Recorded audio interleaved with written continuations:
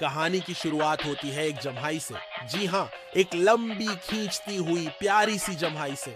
हाँ, यही आवाज थी जिससे हर रात नींद का जादू शुरू होता था। इस जादू की मालकिन थी नीला, एक नन्ही सी परी जो बादलों के बीच एक चमकती हुई बूंद के अंदर रहती थी। उसका काम था हर रात जब चांद आकाश पर हो एक खास जम्हाई उड़ाना, और वो जम्हाई जैसे ही बच्चों तक पहुंचती सब धीरे धीरे सो जाते। नीला की जम्हाई हवा पर तैरती, कमरे में घुसती, तकियों पर बैठती और फिर धीरे से बच्चे की नाक के पास आकर कहती, अब सो जाओ। और बच्चे बिना लड़ाई किए प्यारे सपनों में चले जाते। लेकिन फिर एक रात नीला ने हमेशा की तरह अपनी जादुई घंटी बजाई। गुलाबी रोशनी फैली, उसने आंखें बंद की, सांस भरी और अपनी सबसे प्यारी जम्हाई उड़ा दी। हाँ, पर उस दिन कुछ अजीब हुआ। जैसे ही जम्हाई हवा में उड़नी शुरू हुई, एक काली परछाई तेजी से बादलों से निकली और उस जम्हाई को पकड़ लिया।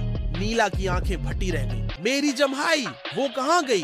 तभी एक गुर्राहट हुई। सामने खड़ा था जुम्बो, एक डरावना और हमेशा जागता रहने वाला विशालकाय भालू जो सोना बिल्कुल पसंद नहीं करता था। अब कोई नहीं सोएगा, जुम्बो दहाड़ा। जम्हाई मेरी है।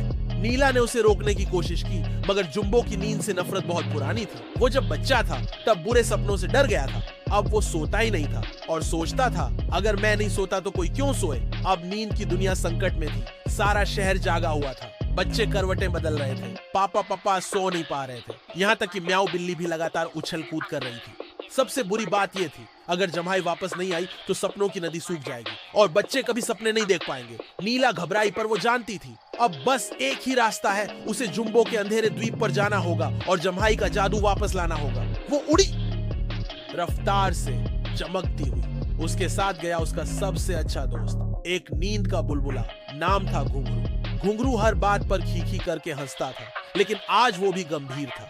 अंधेरे द्वीप पर पहुंचना आसान नहीं था। रास्ते में आए नींद के उलझे हुए धागे, जागते हुए सपनों के राक्षस और घड़ी के कांटे जो नींद को पीछे धकेलते थे। नीला और घुंघरू ने बहादुरी से सब पार किया और आखिर में पहुंचे एक विशाल गुफा के सामने। गुफा से अंदर जा रहे थे गुलाबी बुलबुले, नीला की जम्हाई के। वो अंदर है, नीला फुसफुसाई।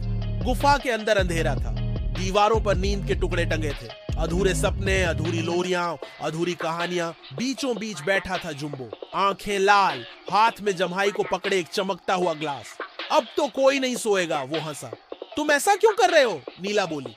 क्योंकि मुझे कभी भी अच्छा सपना नहीं आया, मैं डरता हूँ सोने से। नीला चुप हो गई, फिर उसने धीरे से कहा, तो चलो मैं तुम्हें एक सपना दूं, एक ऐसा सपना जो कभी डरावना नहीं होगा, जो सबसे प्यारा होगा। कैसा? जुम्बो ने पूछा। उसके लिए तुम्हें सिर्फ एक बार जम्हाई लेनी होगी। जुम्बो हंसा। अगर डरावना हुआ तो मैं हर रात तुम्हारे साथ बैठूंगी, नीला ने कहा, जब तक तुम खुद ना कहो अब मुझे नींद प्यारी लगती है। जुम्बो रुका। धीरे से उसने जम्हाई वाला ग्लास देखा, फिर एक गहरी सांस ली।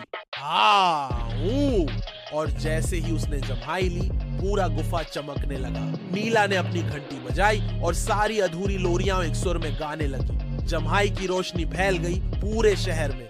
बच्चों की आंखें धीरे धीरे बंद होने लगी। पापा की खर्राटों की आवाज आने लगी। बिल्ली आराम से तकिए में दुबक गई। सपनों की नदी फिर से बहने लगी और जुम्बो वो पहली बार सो गया, एक मीठे, रंगीन, प्यारे से सपने के साथ। अगले दिन नीला अपने बूंद वाले घर में थी। घुंघरू फिर से हंस रहा था।